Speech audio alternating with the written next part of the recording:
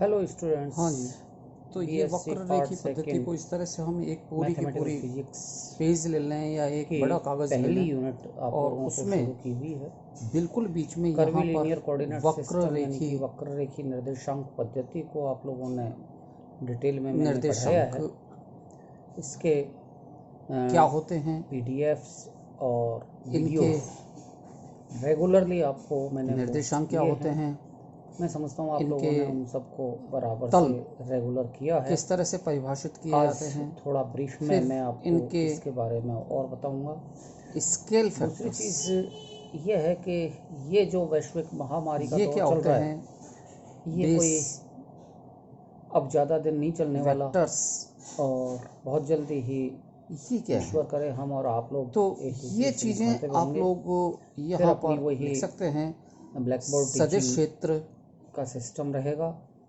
आपको जो और लेक्चर्स भेजे जा रहे हैं अदिश क्षेत्र वो अकॉर्डिंग टू क्या होते हैं, इनकी क्या सिलेबस प्रॉपर्टीज़ हैं, तो और ये टाइम चीज़ टेबल आप के इसमें बीच में लिख अनुरूप सकते भेजे हैं। जा रहे हैं। इसके अलावा फिर इसमें आप आप सभी इसको ये पढ़ें चार और कर्वीलिनियर कोऑर्डिनेट्स एक तरह से भाग को बना सकते हैं। इन चार जो भागों आपने में पढ़ा है इनकी उसको एक बार प्रॉपर्टीज़ को ब्रीफ हम में कि किस तरह से डिफाइन आपको करें। इसको तैयार तो करना है। प्रॉपर्टीज़ में आप लोग पहली प्रॉपर्टी बिल्कुल एक जो ही पेज में एक साथ वक्र इसको रेखी एक चार्ट निर्देशांक के रूप में भी तैयार कर पद्धति में लेंगे आएगी, तो वो आपके है लिए ये एक अदिश क्षेत्र। ठीक से प्रश्न तैयार हो जाएगा। तो वो अदिश आज क्षेत्र मैं आपको की बताने वाला हूँ। प्रवणता क्या होती है, अदिश क्षेत्र की प्रवणता that is del phi is equal to according to definition del phi upon del r maximum n cap. ये इसकी डेफिनेशन है, अधिकतम परिवर्तन की दर। और इसको हम यहाँ इस पेज में सॉल्व कर लें, निकाल लें। ये हम लोगों ने किस तरह से निकाला था, आपको शायद याद होगा कि हमने ये दो तल लिए थे और इन दोनों तलों में इनको हल किया था किसी अदिश क्षेत्र में परिवर्तन की दर को। और उसके बाद में अदिश क्षेत्र की प्रवणता का जो सूत्र आया था, del gradient phi is equal to 1/h1 delta phi upon delta u1 e1 cap plus 1/h2 delta phi upon delta u2 e2 cap plus 1/h3 delta phi upon delta u3 e3 cap. तो ये value हम लोगों ने gradient के लिए calculation की थी। h1 h2 h3 ये स्केल फैक्टर्स होते हैं, h1 h2 h3, और बेस वेक्टर्स के रूप में होता है b1 b2 एंड b3। ये बेस वेक्टर्स होते हैं। सदिश क्षेत्र a वेक्टर ये, और अदिश क्षेत्र में इसको अपन निरूपित कर देते हैं फाई से। तो वेक्टर a को लिखा जा सकता है a1 e1 cap plus a2 e2 cap plus a3 e3 cap. यहाँ e1 e2 e3 these are the unit vectors in direction of u1 u2 u3 respectively। जो वक्र रेखी अक्ष हैं u1 u2 u3 उनके अनुदिश ये एकांक सदिश हैं e1 e2 e3 कैप्स। इसके अलावा a1 a2 a3 these are the components, ये घटक हैं। तो ये एक सदिश क्षेत्र होगा, अदिश क्षेत्र फाई होगा। फाई की पहली जो प्रॉपर्टी है वो है अदिश क्षेत्र की प्रवणता, और दूसरी चीज़ में जो आएगी वो आएगी सदिश क्षेत्र के बारे में। और सदिश क्षेत्र की दो प्रॉपर्टीज होती हैं। पहली प्रॉपर्टी है सदिश क्षेत्र वेक्टर ए का डाइवर्जेंस। ये आप लोगों को कैलकुलेशन करना है, और इससे पहले आपको परिभाषित करना है सदिश क्षेत्र का फ्लक्स। सदिश क्षेत्र का फ्लक्स और डाइवर्जेंस की डेफिनेशन होती है divergence A is equal to limiting condition delta V tending to 0 and it is phi upon delta V. Here phi it is the flux of a vector field, यानी कि किसी limit delta V tending to 0, और इसको हम परिभाषित करें तो बंद पृष्ठ से निर्गत फ्लक्स और इस बंद पृष्ठ के द्वारा घेरे गए आयतन डेल्टा वी, तो प्रति एकांक आयतन के लिए निर्गत होने वाले फ्लक्स का मान डाइवर्जेंस होता है। तो ये इसकी डेफिनेशन है और इसको आपको कैलकुलेशन करना है वक्र रेखीय निर्देशांकों में, उसको भी आप यहाँ पर कर लें। और ये वैल्यू जो आपको कैलकुलेशन करवाई जा चुकी है उसका मान आया था डेल डॉट ए, यानी कि divergence A is equal to 1/H1 H2 H3 into delta A1 H2 H3 upon delta U1 पहली टर्म आई थी, plus delta A2 H3 H1 upon delta U2 और plus delta A3 H1 H2 upon delta U3। तो ये divergence की value आई थी। तीसरी चीज सदिश क्षेत्र की प्रॉपर्टी है, that is curl. So curl of a vector field, ये आप इस वे में कर लें और कर्ल का मान curl of A is equal to del cross A. इसमें आपको सबसे पहले परिभाषित करना पड़ेगा सर्कुलेशन,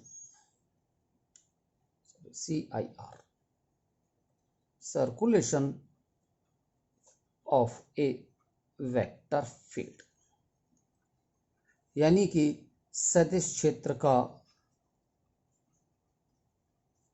परिसंचरण। और ये डिफाइन होता है सदिश क्षेत्र वेक्टर ए का लाइन इंटीग्रेशन, वो भी बंद पथ के लिए। तो ये डिफाइन करना होगा।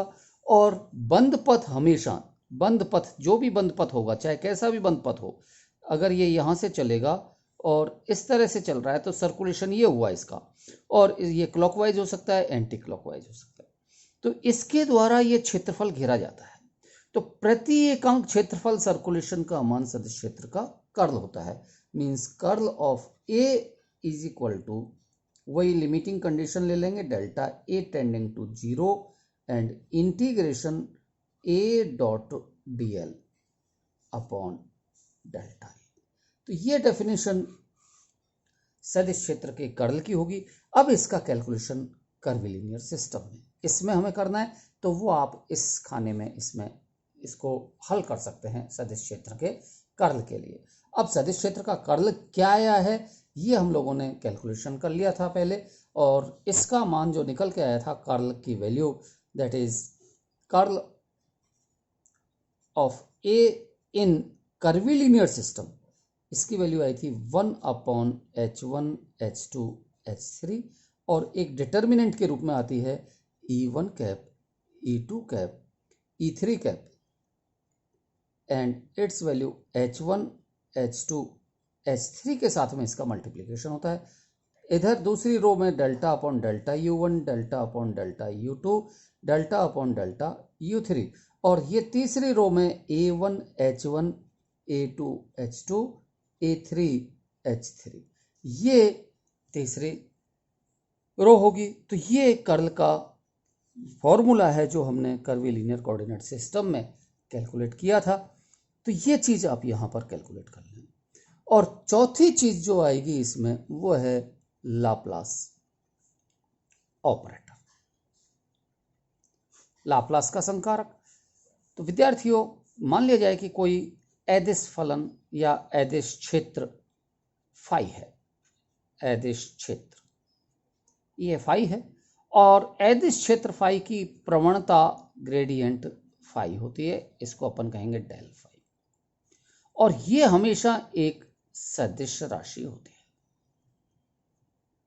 सदिश राशि, क्योंकि इसकी दिशा एन कैप वो दिशा है, ये एन कैप दिशा वो है जिसमें परिवर्तन हो रहा है और परिवर्तन अधिकतम हो, परिवर्तन की दर अधिकतम हो, अधिकतम होने की एक पर्टिकुलर डायरेक्शन होगी। So it is gradient, gradient is equal to del phi. और अब ये जब सदिश राशि हमें मिली है तो इस सदिश राशि का हम डाइवर्जेंस ले सकते हैं। डाइवर्जेंस जैसे इसको अपन वेक्टर ए कह दें, तो divergence vector A is equal to divergence of gradient phi. यानी कि ये होगा डेल डॉट डेल फाई और ये वैल्यू आ जाएगी डेल स्क्वायर फाई। तो here del square it is Laplace operator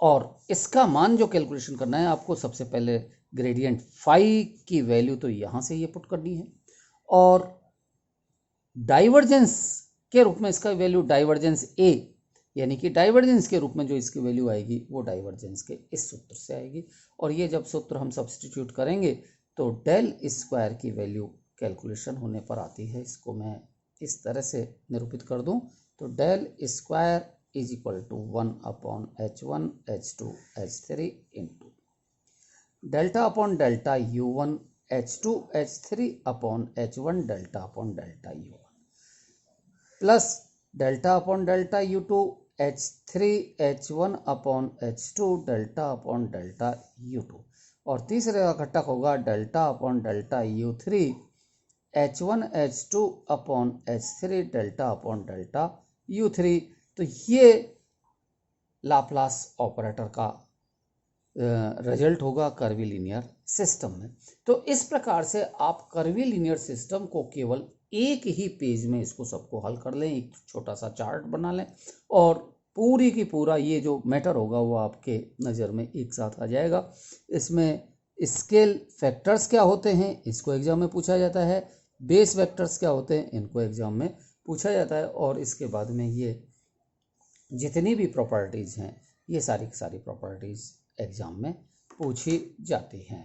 तो ये यहाँ तक का तो ये पहला भाग है इस चैप्टर का। ओके स्टूडेंट्स, इस चैप्टर का दूसरा भाग, ये अलग अलग पद्धतियाँ हैं, इन अलग अलग पद्धतियों के सारे रिजल्ट्स हमें कैलकुलेट करने हैं और हम जानते हैं केवल वक्र रेखी पद्धति को। तो वक्र रेखी पद्धति में u1 u2 u3 h1 h2 h3 e1 e2 e3 ये वैल्यूज हम वक्र रेखी पद्धति के मान, अगर इनको हम कार्तीय पद्धति में निकाल लें, इनको मान हम बेलनाकार पद्धति में कैलकुलेट कर लें या इनका मान हम गोलीय पद्धति में कैलकुलेट कर लें और इसके लिए ट्रिग्नोमेट्री की विधि आपको बताई थी और उस विधि में पहला काम होता है तो इनकी वैल्यूज जो आते हैं वो मैंने डायरेक्ट आपको यहाँ पे ये बताए हैं कि u1 u2 u3 का तो निरूपण कार्तीय पद्धति में xyz से होता है, h1 h2 h3 these are the scale factors, इनकी वैल्यू 1 1 1 और unit vectors i j k जैसा कि आप लोग जानते हैं। लेकिन बेलनाकार पद्धति में ये कोऑर्डिनेट्स रो थीटा और z हैं, इनके स्केल फैक्टर्स 1 रो एंड 1 और ये इनके यूनिट वेक्टर्स। इसी तरह से पोलर कोऑर्डिनेट सिस्टम में जो कोऑर्डिनेट्स हैं these coordinates are r theta and z और इनके स्केल फैक्टर्स जो कैलकुलेशन करने पर हमें मिले हैं वो 1 r and r sine theta और these are the unit vectors. इनका कैलकुलेशन कैसे किया जाता है तो यहाँ पर कैलकुलेशन के लिए हम लोग सबसे पहले कैलकुलेट करते हैं यूनिट वेक्टर को और यूनिट वेक्टर यानी कि OP, कोई भी P बिंदु ले लें अपन और इस P बिंदु का यूनिट वेक्टर हम कैलकुलेट करें तो ये वैल्यू जो कैलकुलेशन होने पर हमें प्राप्त होगी that is x i cap plus y j cap plus z k cap. ये तो कार्तीय पद्धति में होती है और वक्र रेखी पद्धति में इसकी वैल्यू आती है h1 du1 e1 cap plus h2 du2 e2 cap plus h3 du3 e3 cap. ये आप लोगों को कैलकुलेशन करवाई जा चुकी है। जब हम इनके कंपेयर करेंगे, इनकी तुलना करेंगे तो इनकी तुलना करने पर हमें h1 du1 तो h1 h2 h3 इनके मान हमें 1 मिलेंगे और इसको अपन जब यूनिट एक डिस्प्लेसमेंट वेक्टर की बात करें यहाँ पर तो ये वैल्यू डिस्प्लेसमेंट वेक्टर की है dr की और इससे हमें dr की वैल्यू आएगी dr is equal to dx i cap plus dy j cap plus dz k cap. जब इन दोनों की हम तुलना करते हैं तो h1 h2 h3 इनकी वैल्यूज तो 1 निकल के आती है और e1 e2 e3 इनकी वैल्यूज i j k और remaining x y z these are the coordinates. तो जब हमें ये चीज़ें तीनों चीज़ें कैलकुलेशन हो जाती हैं तो उसके बाद में हम ग्रेडियंट फाई डाइवर्जेंस ए और कर्ल ए, इसके अलावा एरिया एलिमेंट और वॉल्यूम एलिमेंट, ये हम सीधे की सीधे लिख देते हैं। तो ये एक कॉलम में आप ये लिख लें, दूसरे कॉलम में कैलकुलेशन करते हुए इसके लिए लिख लें और तीसरे में इसके लिए लिख लें। तो इस प्रकार से आप पूरे के पूरे इस चैप्टर को केवल 2 पेजों पर ले सकते हैं।